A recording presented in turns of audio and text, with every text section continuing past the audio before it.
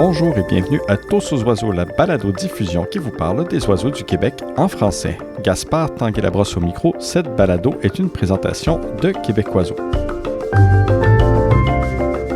On a droit à un mois de septembre pour l'instant assez chaud.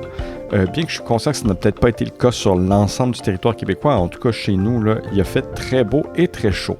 Par contre, à l'automne, la température chaude est souvent synonyme de vent plutôt du sud et on a quand même relativement hâte de voir ce que le prochain front froid va nous amener en termes d'oiseaux migrateurs, même si on perd quelques degrés. Je vais sauter assez rapidement au sujet principal de la balado aujourd'hui parce que vous allez voir que c'est un épisode qui est déjà très long puis je n'ai beaucoup à dire avant de commencer la conversation. C'est la raison aussi pour laquelle il vous parvient avec un petit peu de retard et on s'en excuse. C'est aussi un épisode assez spécial en ce qui nous concerne et vous allez comprendre pourquoi. Vous aurez sûrement remarqué, pour ceux qui y sont abonnés, que nous faisons en quelque sorte la convergence médiatique avec le magazine depuis le début de la saison en vous présentant des sujets qui sont abordés dans le magazine, mais sous un autre angle. Eh bien, pour la première fois de l'histoire de la balado et du magazine, c'est nous qui avons été la locomotive cette fois à laquelle le magazine s'est accroché. C'est en février qu'on a enregistré la conversation que vous allez entendre et qui parle de l'exercice réalisé par plusieurs ornithologues de tâcher de prédire les 10 prochaines espèces qu'on va ajouter à l'avifaune du Québec, donc les oiseaux qui n'ont jamais été aperçus au Québec et qu'on pourrait apercevoir pour la première fois. C'est en entendant la discussion que vous allez entendre que le sujet du magazine d'automne est venu à notre rédactrice en chef. Et donc, le magazine que vous avez peut-être entre vos mains, en tout cas moi je l'ai déjà reçu, il est en quelque sorte issu, il est venu après l'enregistrement de cette conversation. Comme la conversation date de février, il est important de noter que déjà, depuis cette conversation-là, une nouvelle espèce s'est ajoutée à la liste du Québec. L'élagnon à queue blanche, qui avait été d'ailleurs prédit par Sylvie Robert, William Parenteau et Sylvia Heredia. Comme on ne peut pas revenir en arrière, je vais vous partager les réflexions d'Arnaud Valade, que vous allez aussi entendre dans la discussion qui va suivre, sur cet oiseau. Donc, l'élagnon à queue blanche, c'est un oiseau de proie qui a frôlé l'extinction comme d'autres oiseaux de proie d'ailleurs, dans le nord de son aire de répartition. La déforestation a permis, après les années 50, à cet oiseau d'étendre son aire de répartition. Et entre 1985 et 1995, on a déjà eu 10 premières mentions pour des États du Nord des États-Unis et pour la Colombie-Britannique. Il faut savoir que c'est un oiseau qui fréquente des milieux plutôt ouverts, donc d'où l'importance de la déforestation finalement et le développement des routes pour lui permettre de se déplacer. C'est une espèce qui est normalement résidente dans son aire de répartition, donc qui ne fait pas de migration, mais elle a une forte tendance à la dispersion et au nomadisme, particulièrement après des années où ses proies viennent à manquer. Arnaud ajoute finalement, pour les avoir observés en hivernage dans le sud de la Floride, on n'a pas de mal à s'imaginer un élagnon se rendre au Québec. Ils restent en vol toute la journée et ont un vol léger qui semble demander un effort minimal. Alors j'espère que pour vous, vous avez eu la chance justement de voir cet oiseau-là cet été. Moi, j'en ai déjà parlé. Malheureusement, ça n'a pas été mon cas. Et donc voici ma conversation avec Arnaud Valade, Samuel Deneau et Maxime Chapkoun-Huot.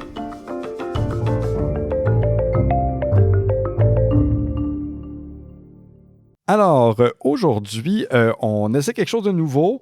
J'ai avec moi un panel d'ornithologues réputés qui sont là pour qu'on discute d'un sujet en particulier et c'est la liste des 10 prochaines. Donc, la liste des 10 prochaines, c'est quelque chose d'un peu ludique, un peu scientifique qui a été conçu pour demander à des ornithologues qui voulaient bien participer, d'essayer de deviner quelles vont être les 10 prochaines espèces qui vont être ajoutées à la liste officielle des oiseaux du Québec.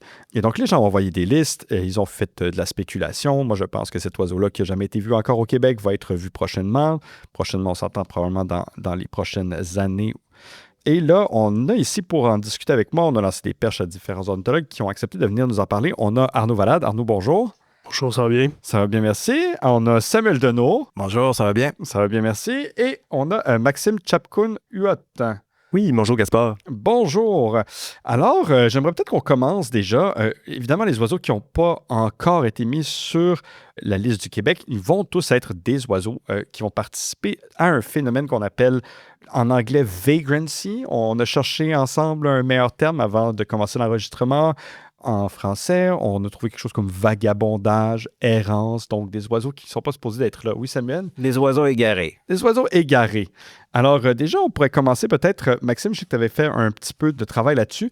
Alors, qu'est-ce qui fait que les oiseaux sont susceptibles de venir au Québec alors qu'ils ne devraient pas y être? J'aimerais peut-être plutôt qu'on parle du terme de vagabondage. En fait, on parle d'espèces erratiques pour les espèces qui errent peut-être souvent à la recherche de ressources alimentaires. Qu'on peut penser au Québec au bec croisé des sapins peut-être, qui est un spécialiste de graines de cône, qui vont se trouver à différents endroits là, selon les années. Fait que je pense que le terme d'errance n'est peut-être pas le meilleur. OK. Tandis que vagabondage, je pense que même si les oiseaux ne sont pas juste en errance aussi, là, c'est un terme, je pense, qui veut dire sensiblement la même chose. Le terme d'oiseaux vagabonds ou d'espèces vagabondes pourrait bien, je pense, représenter le terme qu'on essaie de répliquer là, en français. Je sais que Samuel, tu n'aimais pas beaucoup le terme vagabondage, puis peut-être que tu pourrais nous dire un peu pourquoi aussi. Parce qu'évidemment, vagabondage, ça laisse supposer que c'est un oiseau un peu qui se promène sans but précis. Ben, je le trouve un peu bohème. Puis, Oui. oui, il y a des oiseaux bohémiens, mais il y a des oiseaux aussi qui peuvent littéralement s'égarer à vive allure sans avoir pris le temps de vagabonder et sans être nécessairement très oisif. Là. Fait qu'il inclut seulement une partie des oiseaux égarés, mais peut-être pas tous dans certaines conditions. Et donc, quelles sont les raisons qui peuvent amener un oiseau justement à s'égarer au Québec? Donc, quels sont les phénomènes qui expliquent qu'on va se ramasser avec un oiseau égaré? Oui, ben il y en a plusieurs. Là. On peut commencer à en nommer, mais le premier qu'on nomme, qui est le plus souvent décrit, c'est celui d'être pris dans les tempêtes. Oui. Mais il représente seulement une minorité là, des cas d'égarement d'oiseaux. Souvent, les oiseaux vont même réussir à éviter les tempêtes là, quand c'est pas des ouragans. Fait que il y a plus de chances qu'ils peuvent s'égarer en contournant une tempête qu'en étant vraiment pris dedans. OK, oui. Mais il y a d'autres cas beaucoup plus fréquents. La désorientation, misorientation, en tout cas, Les erreurs de navigation. c'est des erreurs de navigation. On pourrait appeler ça de même. Ça reste que le GPS d'un oiseau dans la tête qui est minuscule, c'est quelque chose d'infiniment complexe. Puis ça peut être attendu, des fois, sur un trajet de plusieurs milliers de kilomètres, qu'une petite erreur peut mener à un endroit complètement inapproprié. Ah ça, oui. c'est probablement les cas les plus fréquents. Puis est-ce que c'est le cas pour les oiseaux qui migrent particulièrement pour la première fois, les jeunes oiseaux qui peut-être des variations génétiques ou... Parce que moi aussi, j'avais eu cette impression-là, exactement comme Maxime, là, que c'était plus fréquent d'avoir un oiseau de l'année, finalement, qui va se perdre. C'est vrai dans un certain cas, en tout cas, principalement chez les oiseaux de rivage, on sait que c'est les juvéniles qui sont souvent plus susceptibles de s'égarer. Le problème dans d'autres cas, c'est que les juvéniles, des fois, vont être plus durs à identifier, donc peuvent passer plus facilement inaperçus. Ah oui. Si on regarde les cas d'orioles masqués ou même d'orioles de Bullock, les plus faciles à détecter, ça a été des adultes, des beaux mâles. Ah oui, parce que les femelles ressemblent à nos orioles. Oui. Puis ou les jeunes aussi, fait que... c'est peut-être le phénomène de faux vagabondage dont tu parlais tantôt, le false vagrancy. Ouais. Mais c'est possible aussi que les mâles adultes peuvent vouloir explorer aussi des nouveaux territoires, mais définitivement, dans certains groupes, les jeunes s'égarent plus, mais ils sont aussi plus durs à détecter. Puis j'ai même pas nommé les goélands, là, mais on détecte beaucoup plus les goélands adultes égarés que les goélands immatures égarés, puis pour des raisons peut-être de biais de détection. Oui, ça, c'est certain. Ben, pour le cas, mettons, de l'Elénie Abaco qui vit en Amérique du Sud, ben, finalement, c'était un adulte qui s'est retrouvé ici à l'automne parce qu'il aurait dépassé le pôle, puis rendu à son printemps à lui pour se rendre sur son aire de nidification. Donc, c'est un adulte qui se rendait sur son aire de nidification. En passant le pôle, il aurait fait erreur dans le sens où il n'aurait pas échangé les pôles dans sa tête. C'est qu'au lieu de piquer vers l'Amérique du Sud, ben, en fait, il aurait fait la route inverse puis il se serait retrouvé dans les mains de FX Grandmont Ah oui. à Tadoussac, ouais. Fait que dans ce cas-là, c'est du vagabondage sur une extrêmement longue distance, mais c'est un adulte là, dans ce cas-là. Donc, c'était pas un jeune inexpérimenté. C'est-à-dire que l'adulte pensait qu'il faisait la bonne chose, qu'il se rendait sur le bon site pour aller nicher, mais finalement, il est simplement parti à 180 degrés dans la mauvaise direction.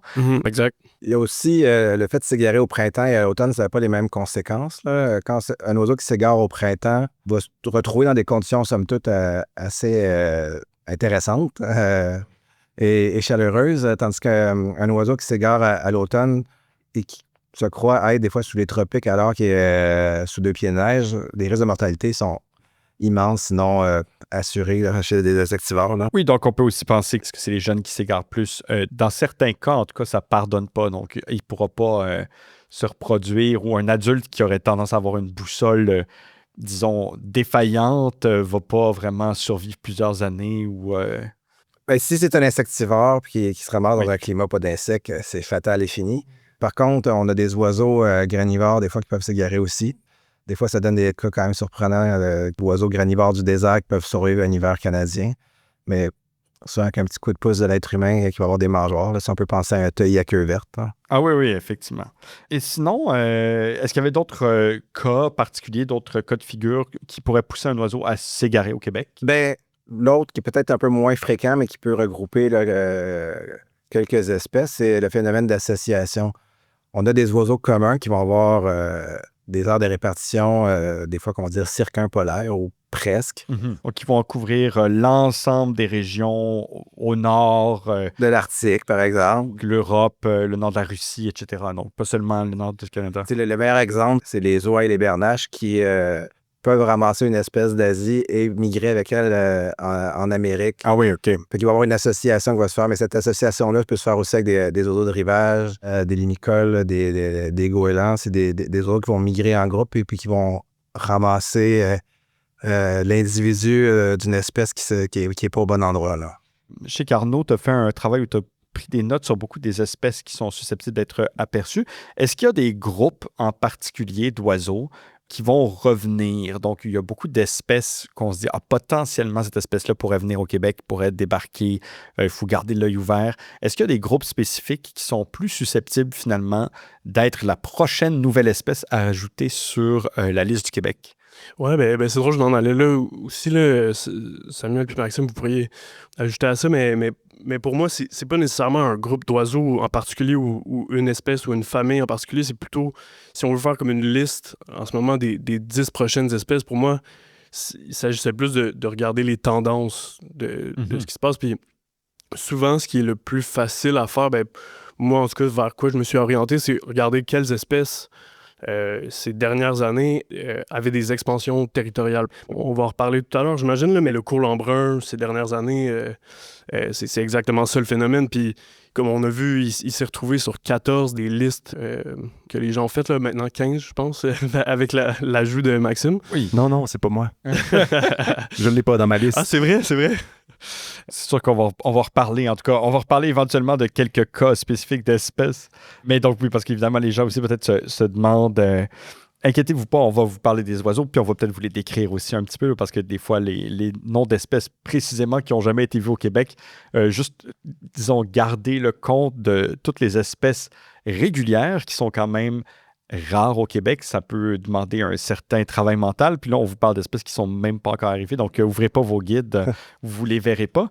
Moi, mais on j'aimerais, reviendra plus tard. Oui, Maxime. Je voulais faire un petit peu le pont entre la terminologie dont on a parlé tantôt et, en fait, toutes les raisons pour lesquelles un oiseau pourrait être trouvé à un endroit qu'on pourrait dire inhabituel, où on ne le voit pas d'habitude.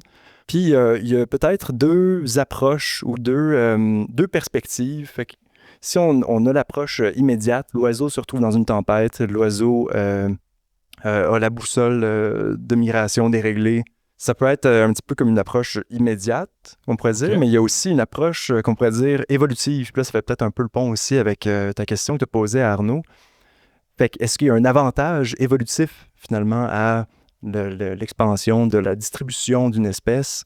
Puis c'est juste, je pense, une échelle ou dépendamment de la perspective qu'on... Je dirais la réponse est oui. Oui, c'est ça. Donc, ce que tu es en train de dire finalement, c'est que D'une certaine façon, par exemple, je sais qu'on n'avait pas mentionné encore, mais on avait aussi parlé de dispersion post-reproduction, post-nidification.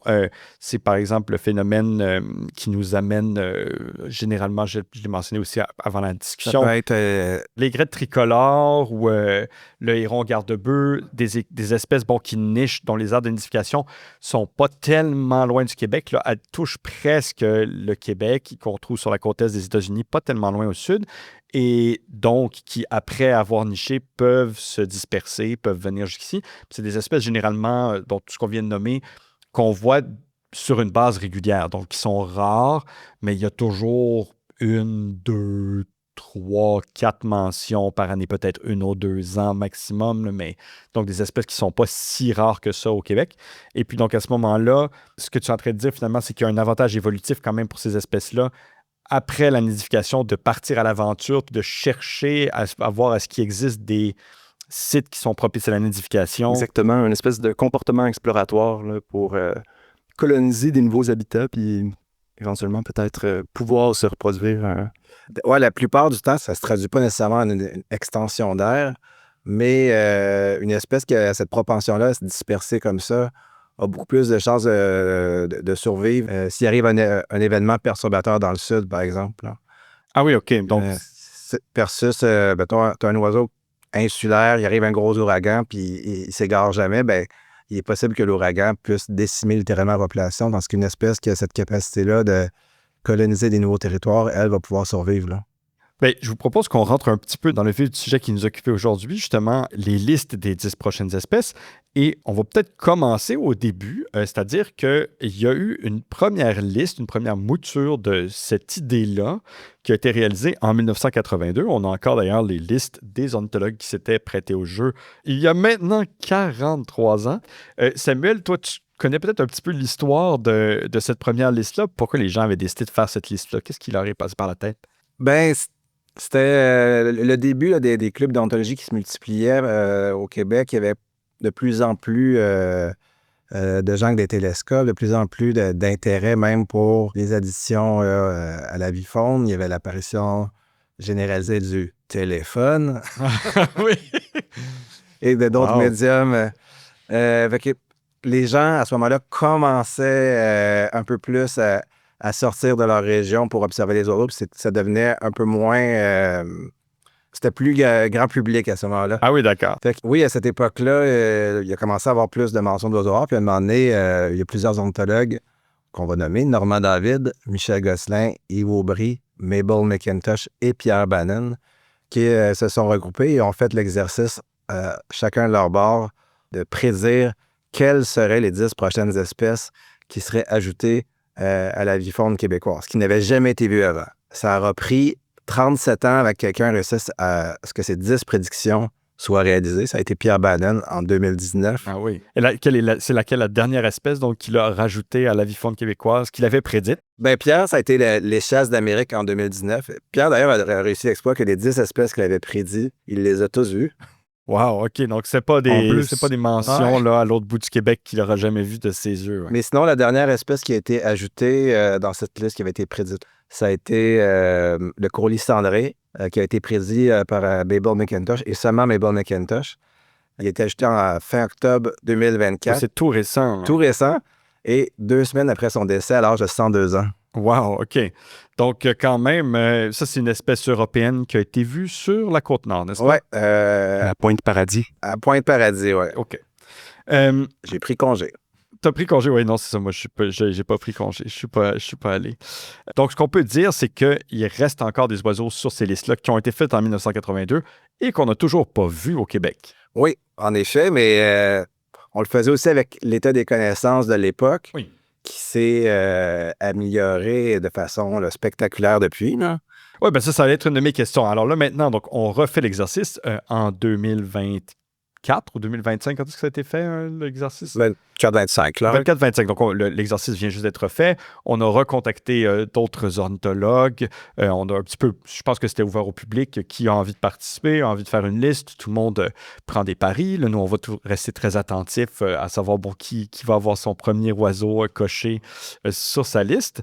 Et il y avait une question que j'avais envie de poser parce que je me dis ça peut aller dans un sens comme dans l'autre. Alors, a priori, lorsqu'on regarde ça, ça fait 43 ans, on pourrait se dire, bon, c'est sûr que les candidats évidents, les oiseaux faciles, entre guillemets, à prédire, doivent déjà avoir été trouvés. Évidemment, on doit avoir rajouté beaucoup, beaucoup d'espèces, des dizaines d'espèces d'oiseaux depuis 1982. Alors, on pourrait se dire, bon, mais l'exercice quand même en 2024 est beaucoup plus difficile parce que là, on commence à spéculer sur des espèces qui ont moins de chances de se ramasser ici. Mais d'un autre côté, je me disais aussi, ben, on a tellement accès à une information riche. On a accès à toutes les mentions sur eBird. Moi, je suis allé regarder certaines espèces, je suis allé voir. Donc, qu'est-ce que vous pensez? Est-ce que vous pensez que l'exercice est plus dur ou plus facile à faire en 2024 qu'il l'était en 1982? Peut-être qu'on va laisser, je sais pas, Arnaud, qu'est-ce que toi t'en penses? Qu'est-ce que ça t'inspire? Ben ouais, c'est comme une question vraiment compliquée, j'ai l'impression, là. Est-ce que les espèces faciles ont déjà été cochées? Moi, j'ai l'impression que non. J'ai l'impression que les listes sont extrêmement différentes. Il y en a, là, moi, j'avoue avoir pris un petit raccourci. Tu sais, Plectrophane en vente noire, il n'était pas nécessairement sur mon radar. Il était sur toutes les listes des années 80, ou presque. Là. Fait que j'avais besoin dans ma liste d'un bruant et adjacent. Là, donc, donc, c'était comme mon bruant et adjacent, là, finalement. Mais finalement, tu sais, on se rend compte, j'ai l'impression que avec les avancées dans l'ornithologie, le spectre de ce qu'on peut imaginer se ramasser ici dans les prochaines années est beaucoup plus large qu'à l'époque, sûrement. Mais aussi, les espèces sont différentes. Il y a des tendances différentes. Je pense que personne n'aurait mis le courlambrun à l'époque. Mais à l'inverse, pas beaucoup de gens ont mis le chevalier arlequin à l'époque, qui était sur presque toutes les listes des années 80, mais que personne ou presque l'a mis sur leur liste cette année. Là. Ah oui, OK. Donc, je pense que je sais pas si c'est plus facile ou plus difficile, mais c'est très différent, selon moi. Qu'est-ce que tu en penses, toi, Maxime, en ayant consulté les listes que les gens t'ont soumises? Je pense que c'est toi qui as fait le... Non, en fait, c'est Samuel qui a fait la compilation. Mais je n'étais pas né en 1982, mais comme Samuel l'a mentionné, l'état des connaissances a vraiment évolué. Puis je pense que ça, c'est une des raisons pour lesquelles ça pourrait être plus facile aujourd'hui. On a eBird qui nous permet d'aller voir la liste des espèces qui ont été observées partout dans le monde. Puis ça peut nous renseigner, justement. On a beaucoup de données sur chacune des espèces. Puis ça fait en sorte que peut-être c'est plus facile de faire des prédictions aujourd'hui. Je sais que Samuel, toi, tu t'étais prêté à nouveau à cet exercice-là, tu as dit en 1999. Et donc, c'est pour ça que je te gardais un peu pour la fin. Je voulais savoir qu'est-ce que toi t'en pensais. Toi qui l'as déjà fait. D'ailleurs, je ne sais pas, sur tes prédictions en 1999, c'est quoi ton score en ce moment? J'en ai eu 9 sur 10. C'est quand même pas mal. J'ai malheureusement prédit le chevalier arlequin, qui est une espèce qui s'est juste égarée au 20e siècle, on dirait. Qui a qui a décidé de te contrarier. Peut-être qu'il y avait quelque chose personnellement contre toi. Oui, probablement. Mais à cette époque-là, je pensais que ça serait la dernière fois qu'on pourrait le faire parce qu'on atteindrait un plafond et qu'on arrêterait de rajouter des espèces. Oui. Et c'est pas du tout ça qui s'est passé, finalement. Oui, tu mentionnais tantôt, tu parlais d'une année il y a assez longtemps. Oui, en 95, on avait ajouté 5 nouvelles espèces au Québec. Puis je m'étais dit, ça n'arrivera plus jamais. C'est arrivé en 2021, puis c'est arrivé en 2024, finalement. Oui, je sais que moi, on avait mentionné, même au Québec, on s'est dit, bon, peut-être que, par exemple, c'est la dernière fois qu'on rajoute 2 espèces de pluviers la même année. Ça n'aura pas le choix, là. Mais il y a quand même des raisons aussi pourquoi ça continuait à aller même quasiment en augmentant. C'est la caméra numérique a vraiment révolutionné l'observation des oiseaux puis la documentation de certaines espèces. Ah oui, la capacité d'identification aussi. La capacité d'identification, c'est que tu as le droit à une deuxième chance à ce moment-là. Là. Puis on a des oiseaux qu'on a prédits, mais que s'il n'y avait pas... si on n'avait pas accès à une caméra numérique, on n'aurait jamais prédit, juste à cause de la complexité de la chose. Quand on pense à des moucherolles, on a prédit des moucherolles de l'Ouest, des moucherolles de Hammond, des moucherolles sombres, le moucherolle obscur.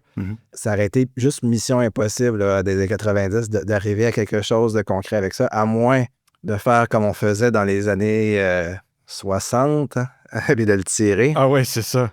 Mais Mais oui, c'est ça. Parce que oui, le moucheral de Hammond, alors on peut commencer justement à mentionner certaines espèces. Le moucheral de Hammond, c'est une espèce qui a été mentionnée quand même par plusieurs participants. C'est une espèce de l'Ouest qui niche essentiellement de l'Alaska au nord de la Californie, donc dans les Rocheuses. En ce moment, on a des mentions au Nouveau-Brunswick, en Nouvelle-Écosse, au Massachusetts, au Maine, au New Hampshire. au Vermont. Au Vermont. Donc là, on est vraiment sur un oiseau finalement qui s'est rendu presque partout dans les provinces et États limitrophes du Québec.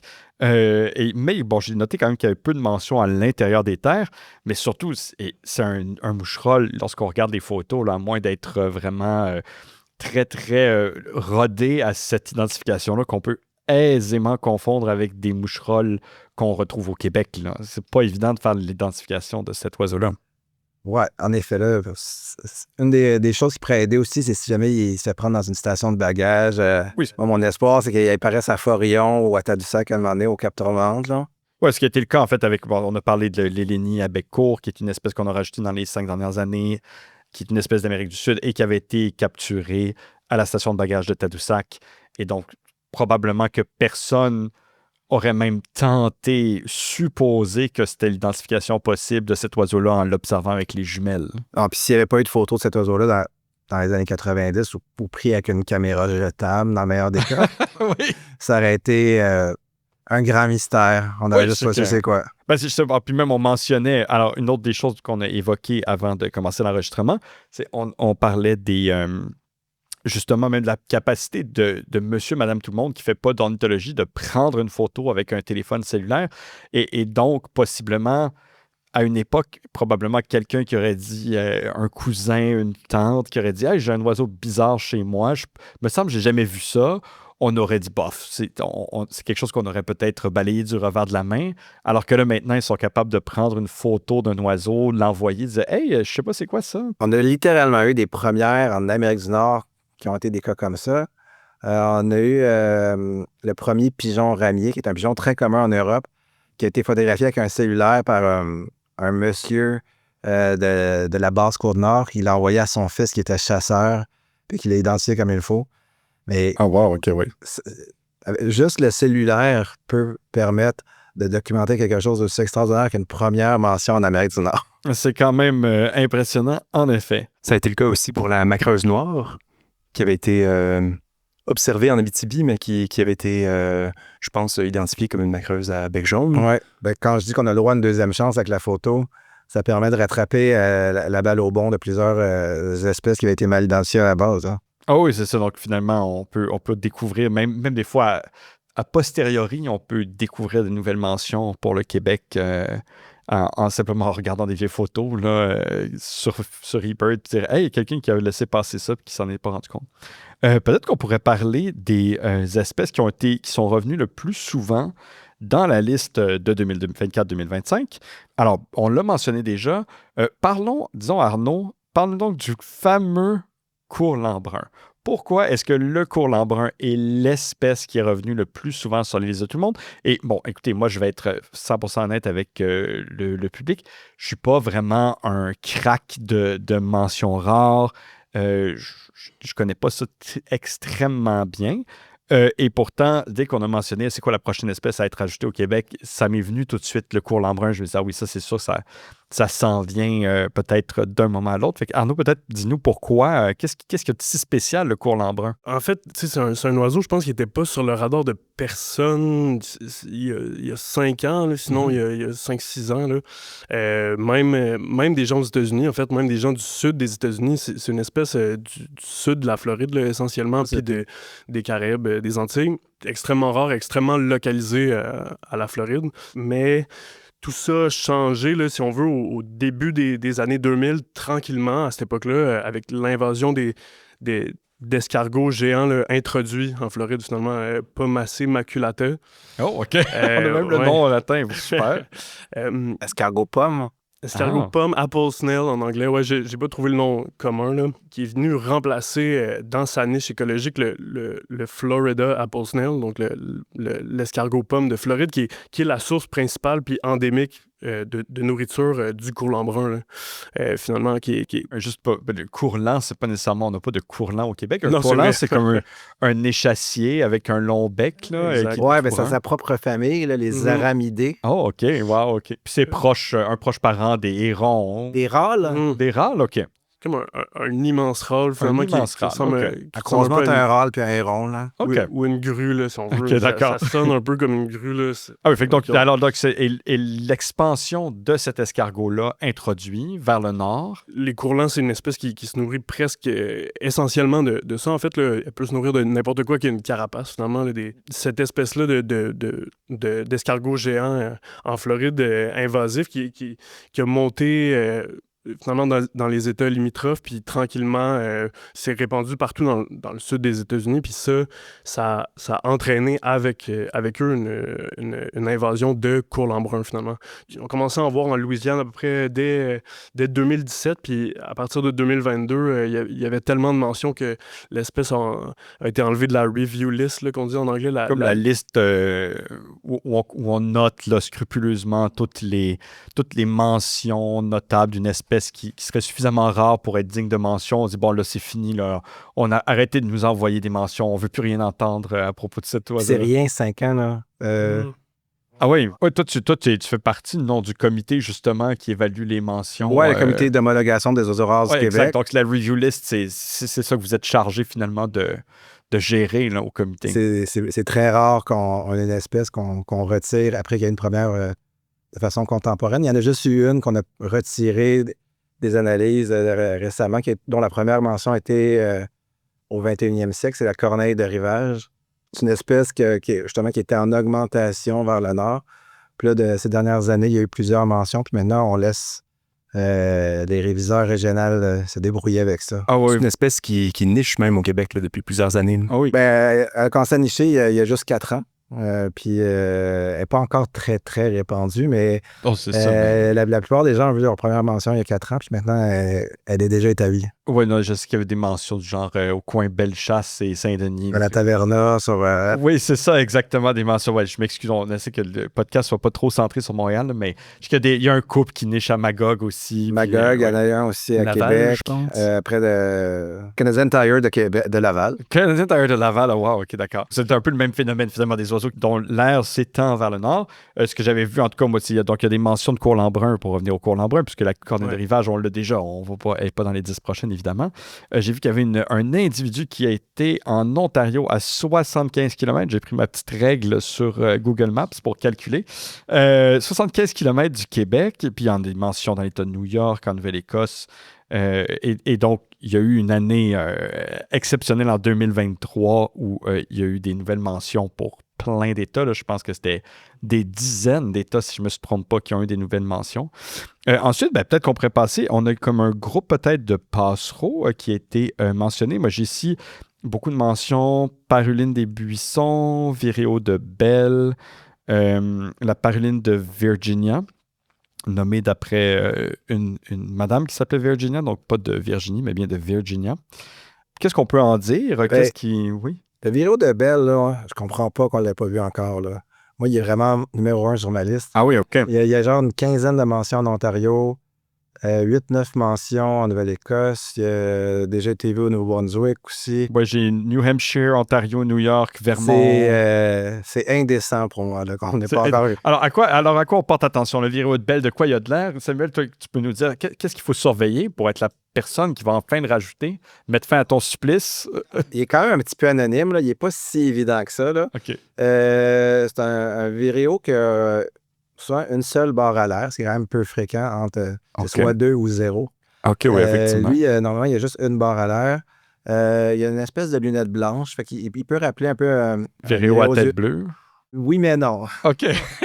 Si j'avais à prédire où il serait trouvé, je prédis toujours la même affaire, mais ça serait dans la péninsule gaspésienne, soit à Percé, genre à l'Action de grâce. Percé à l'Action de grâce. Mais pourquoi? Alors, déjà, c'est une bonne question. Pourquoi Pourquoi la péninsule gaspésienne? Qu'est-ce qui est idéal? Le fait que ça soit un cul-de-sac? C'est ça qui fait que c'est bon pour les... Oui, migrants? malheureusement, pour les observateurs d'oiseaux rares, la vie n'est pas juste égaux pour tous les observateurs. Oui. Il y a des régions du Québec qui sont beaucoup moins gâtées en abondance d'oiseaux égarés, puis il y a des régions qui sont très gâtées. La péninsule gaspésienne, c'est une des très bonnes régions.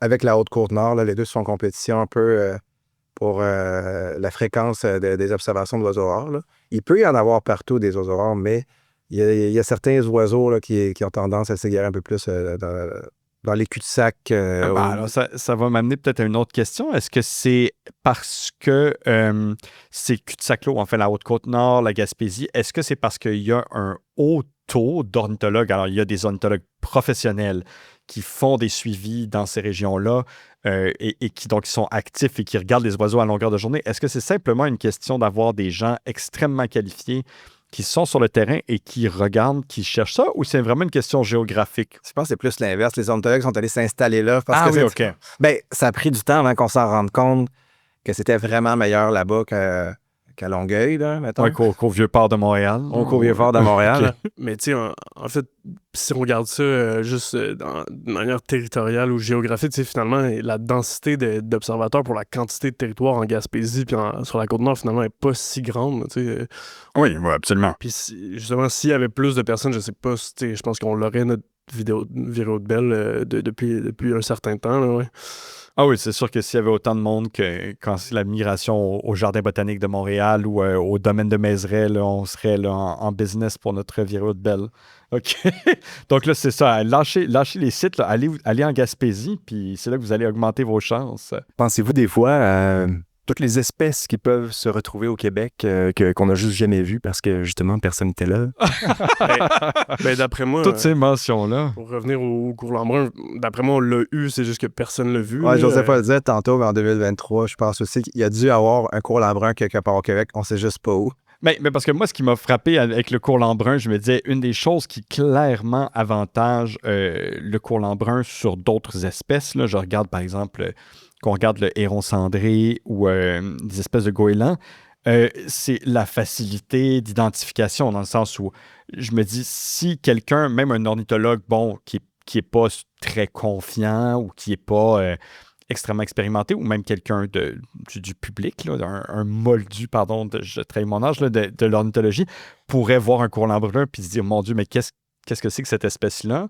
Puis même en faire l'identification, c'est pas difficile. Donc, c'est-à-dire que c'est pas comme dans les moucherolles où là, vraiment, il y a peu de chances que quelqu'un qui cherche pas un moucherolle rare tombe sur un moucherolle rare et se dise « Oh, c'est bizarre. » Puis d'ailleurs, c'est arrivé, il y a eu des courlants bruns dans le nord des États-Unis qui sont ramassés dans des cours, puis même les gens qui observent peu les oiseaux ont pris une photo de ça, ils ont dit « Qu'est-ce que c'est ça? » Oui, parce que moi, j'avais posé la question, je me suis demandé, on en a parlé avant l'enregistrement, je me suis dit, c'est bizarre que personne ait mis le flamant rose sur sa liste, parce que ça n'était un cas aux États-Unis où là, il y a eu beaucoup de Il y a une raison, en fait, c'est le flamand des Caraïbes. Là. Ah, OK, pardon, oui. C'est qu'il existe déjà une mention de flamand des Caraïbes, il y en existe peut-être même deux.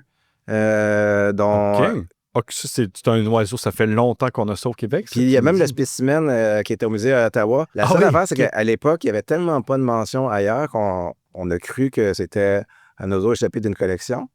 Parce qu'on disait, il est rare même en Floride. Pourquoi il y en aurait un? C'était à l'Éméchin. Ah, on va dire dans Gaspésie, à côté de Cap-Chat. Hein. Ça, c'est une des mentions. Puis je pense qu'il y en a eu un autre à l'île aux Grues. Ah, oui. Celui de l'Éméchin a malheureusement été tué par des enfants qui ont lancé des cailloux.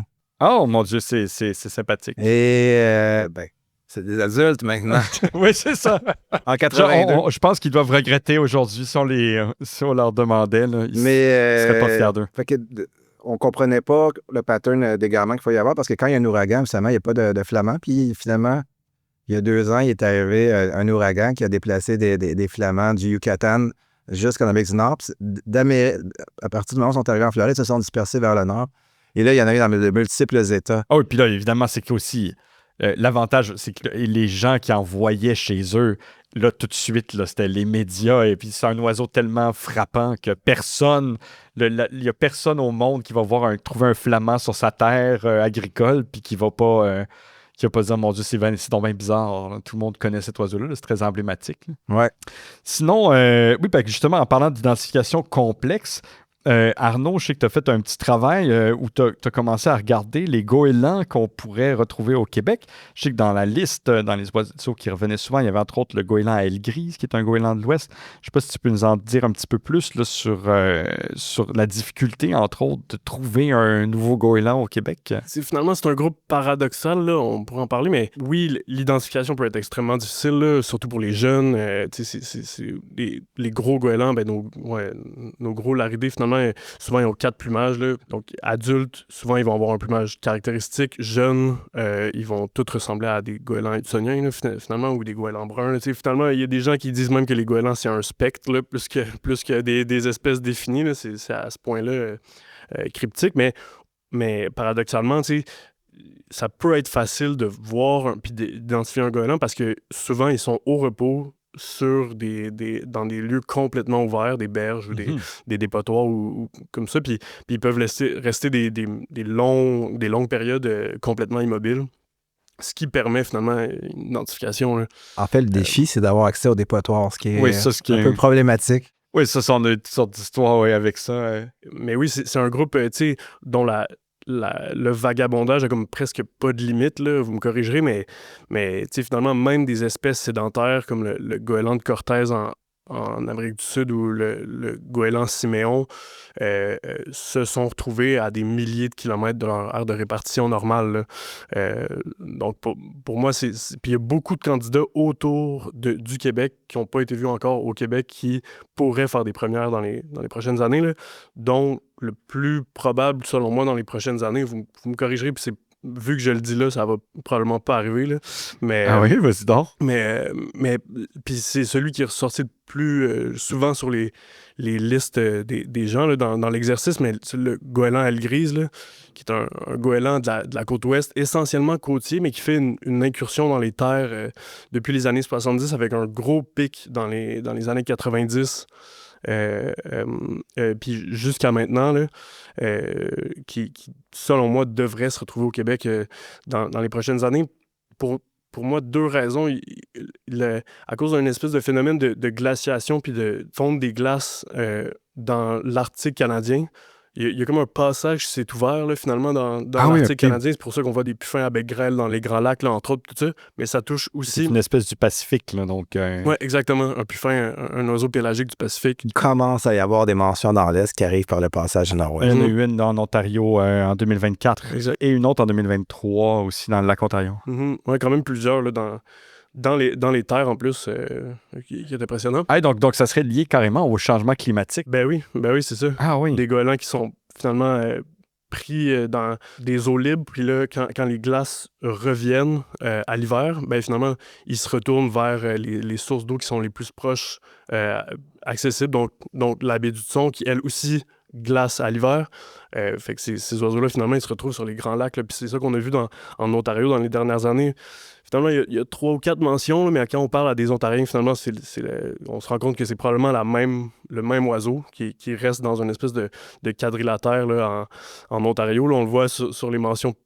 L'oiseau est de plus en plus âgé, là, donc il y a quelque chose de louche. C'est probablement le même oiseau. Là. Ah oui, OK, qui fait toujours le même. Tu me corrigeras, Samuel, là, mais je pense que ça devrait être le même oiseau. Puis, oui. Mais il y a eu une autre incursion là, d'un jeune à Ithaca, proche du lac Ontario, en fait, assez proche du Québec. Là. J'ai pas exactement, je pense que c'est à peu près 200 ou 300 km, là, quelque chose comme ça. Là. Ah oui, donc vraiment pas tellement loin. Ouais, c'est un gros goéland qui est assez facile d'identification, puis qu'il y a des... Ben, il ressemble quand même pas mal au goéland bourgmestre. Moi, j'ai regardé très vite, là, on s'entend, là, mais... Oui, mais il y a des différences. Ben ça, je veux bien, mais...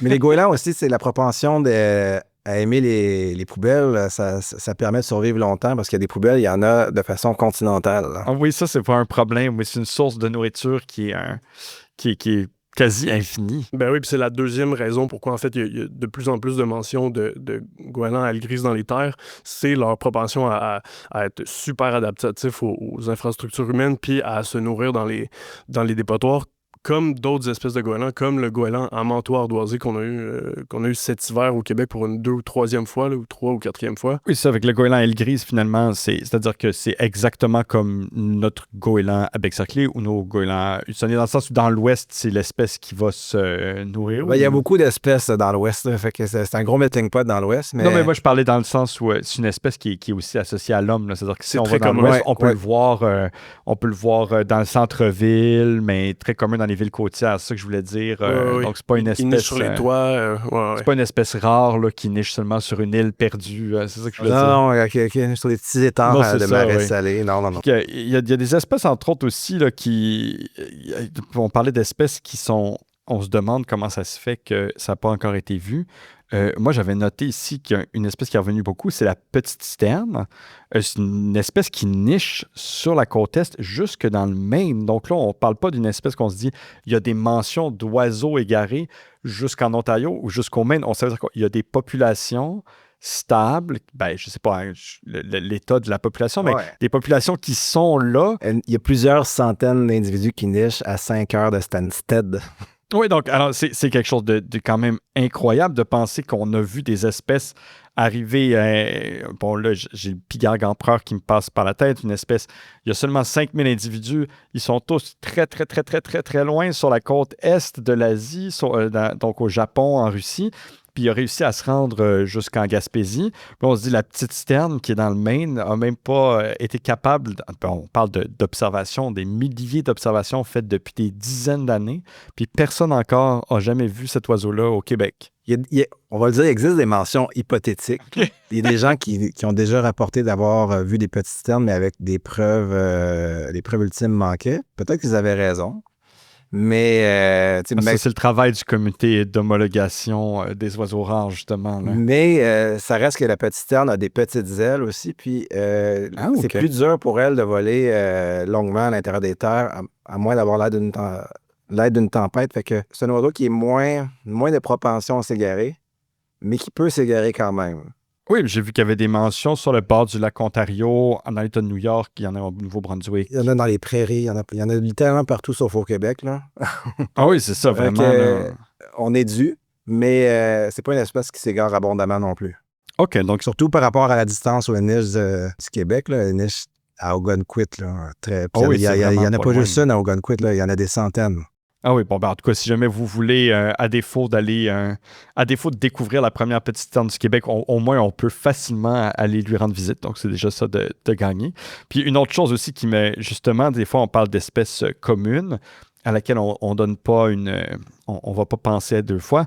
J'avais aussi le héron cendré qui est revenu beaucoup. Le héron cendré, c'est le grand héron d'Europe. Donc, c'est une espèce qui a le même genre de comportement, le même genre d'abondance, je pense, quand on est en Europe. Donc, vous imaginez très bien, le grand héron, c'est une espèce qui est absolument partout au Québec, mais qui quand même ressemble quand même pas mal au grand héron. Puis là, on se demande, est-ce qu'à chaque fois qu'on voit un grand héron en vol, à toutes les fois qu'on en voit un sur le bord de l'eau puis qu'on porte pas vraiment attention, est-ce que finalement, l'oiseau s'est déjà rendu au Québec puis on l'a juste pas vu?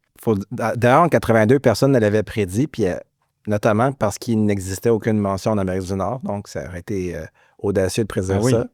Puis depuis ce temps-là, il a commencé à avoir des premières mentions à Terre-Neuve. Oui, il y a quand même pas mal de mentions à Terre-Neuve. Il y en a... Puis après ça, l'île du Prince-Édouard. Nouvelle-Écosse. Nouvelle-Écosse. Ça va être dur, mais s'il arrive un héron un petit peu hors saison, des fois, c'est ça le truc avec...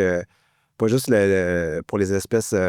faciles à identifier, mais celles qui sont plus difficiles aussi. Oui, pour les espèces plus difficiles. Si on voit un moucherolle à des dates qu'on n'est pas habitué de voir un moucherolle, ou un héron à des dates qu'on n'est pas habitué de voir un héron. Ça nous limite un petit peu plus, là, les dates où on n'est pas habitué de voir un héron. Là. Peut-être au cœur d'une tempête de neige. Je vais pas mettre à chercher un héron cendré dans une héronnière en plein milieu de l'été. C'est sûr. Mais si j'étais aux îles de la Madeleine en décembre et qu'il y a un héron qui apparaissait, là, je le regarderais très, très, très attentivement. Ah oui, je comprends. Est-ce qu'il y avait d'autres espèces dont tu avais envie de parler, peut-être, Maxime? Oui, c'est peut-être un bon moment pour parler un petit peu des critères ou de comment est-ce qu'on bâtit la liste des 10 espèces qui seront vues, qui pourraient être vues. Qui pourraient être vues au Québec.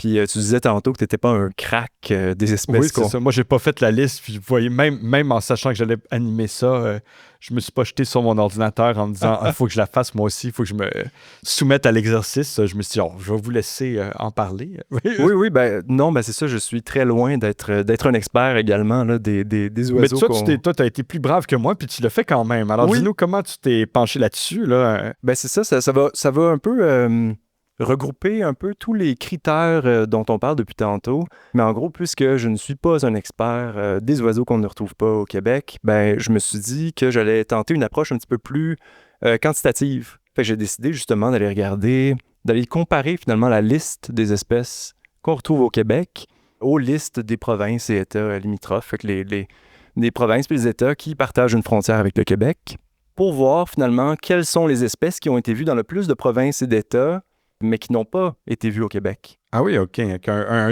On parle ici d'un tableau Excel, je soupçonne. Oh oui, il y a du Excel qui a été fait. Puis là, à partir d'une liste un peu réduite, où je peux voir le plus grand nombre de provinces et États dans lesquels une espèce a été retrouvée, mais qui n'était pas sur la liste du Québec, c'était 7, en fait. Donc, il y a 7 provinces ou États sur 9 qui partagent une frontière avec le Québec, si on inclut l'île du Prince-Édouard. Il y a donc la Petite Sterne, le Plectrophane à ventre noir et le Vireo de Belle, qui ont été vus dans, justement, 7 provinces ou États, mais qui n'ont jamais, à ce jour, été vus au Québec ou jamais été identifiés. Fait que je suis parti un peu de cette liste-là, puis ensuite, j'ai incorporé les critères dont on parle depuis tantôt. Ah oui, OK. Fait qu'on parle de, est-ce que c'est un oiseau qui est un oiseau sédentaire? Est-ce que c'est un oiseau qui est migrateur? Est-ce qu'il migre sur des longues distances? Est-ce que c'est un oiseau dont la population est en augmentation? Est-ce que c'est un oiseau qui va moins bien? Je pense au Plectrophane à ventre noir, justement, qui est un oiseau dont la population ne va pas bien au Canada. Je pense que c'est comme un déclin de 95% depuis les années 70. Ah oui, OK. On n'a plus non plus l'habitat. On n'a pas de prairies au Québec. Et donc, Ah oui, c'est parce que, ça, c'est un cas particulièrement intéressant parce que c'était une des espèces qui était revenue le plus souvent dans la première mouture. Donc, on parle de la mouture de 1982. Et là, elle revient encore à nouveau. Et moi, je ne l'ai pas mis. Et toi, tu l'as pas mis, oui, c'est ça. Mais donc, il y a quelque chose de fascinant parce qu'avant l'enregistrement, on en parlait, puis on se disait, mais quand même, ça fait 43 ans que les gens disent, il va finir par arriver. Et là, on se dit, il y a quand même des gens qui se disent, là, c'est pour bientôt. Là. Même si ça fait 43 ans où on ne l'a pas, le Plectrophane à ventre noir, il s'en vient bientôt. C'est une espèce, j'ai noté ici, qui était désignée vulnérable, qui niche dans les prairies, au Canada, qui est dans le sud de l'Alberta, de la Saskatchewan, du Manitoba. Puis c'est une espèce qui ne fait pas une longue migration, là, qui comme fait une courte migration vers le sud des États-Unis.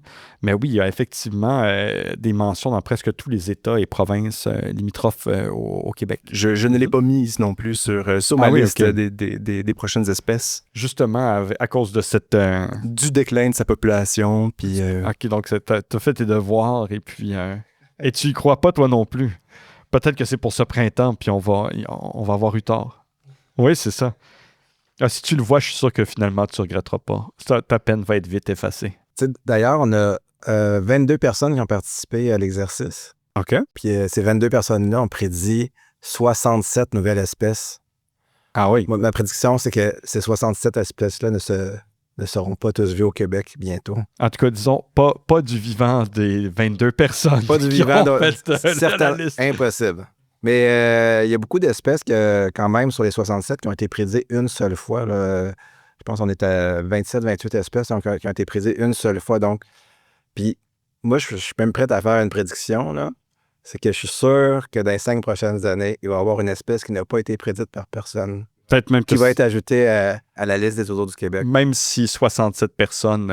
oui, parce que quand on regarde la liste des dernières espèces qui ont été ajoutées, il y a toujours des espèces complètement farfelues. Oh oui, on ne s'attendait jamais à ce qu'ils soient vus au Québec qui se ramassent sur... oui, que personne aurait osé prédire, finalement. Comme le pillague empereur, notamment. Ah oui, évidemment. C'est ça, puis finalement, c'est un jeu de probabilité aussi, fait que c'est sûr que les gens ils veulent avoir leurs espèces qu'ils ont mis sur leur liste dans les prochaines années, mais ouais, les possibilités sont presque infinies. C'est sûr, moi, je me limitais, je regardais les oiseaux de l'Europe occidentale ou de l'Islande, puis tout ça, qui sont comme alléchantes, mais finalement, la chance que qu'un chevalier gambette sur ta liste se réalise au Québec. Finalement, elles sont extrêmement minces par rapport à une petite sterne ou quelque chose comme ça. Mais... Oui, des oiseaux qui nichent dans l'ouest de l'Amérique du Nord. Tu sais, dans les 20 dernières années, il y a eu 3 premières en Amérique du Nord au Québec. Ah oui. Fait qu'évidemment, quand tu fais cet exercice-là, tu ne prédis pas une première continentale. Oui, c'est ça. Puis ça prend beaucoup de chance pour que ça soit au Québec que ça soit vu en premier. Oui. Si quelqu'un faisait cet exercice-là, on le trouverait Ambitieux. ambitieux.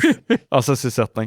Bon, écoutez, messieurs, Maxime, Samuel, Arnaud, un grand merci d'avoir pris le temps de venir ici, de parler de ce sujet-là, d'avoir préparé des choses à nous dire à propos de ce sujet-là. Je pense qu'on a quand même couvert vraiment beaucoup de sujets liés à cette liste-là. Je ne sais pas si elle est disponible en quelque part. Est-ce qu'on peut voir la Elle liste? le sera. Elle le sera. Donc, on vous dira à ce moment-là où vous pourrez aller consulter les prédictions de nos collègues. Et puis, bon, on peut prédire que au moment de ce podcast, si jamais il vous prenait l'idée, le goût de vous y essayer, il y a des bonnes chances que vous ne soyez pas en retard, puis qu'on n'ait pas encore commencé à cocher des espèces qui sont sur la liste.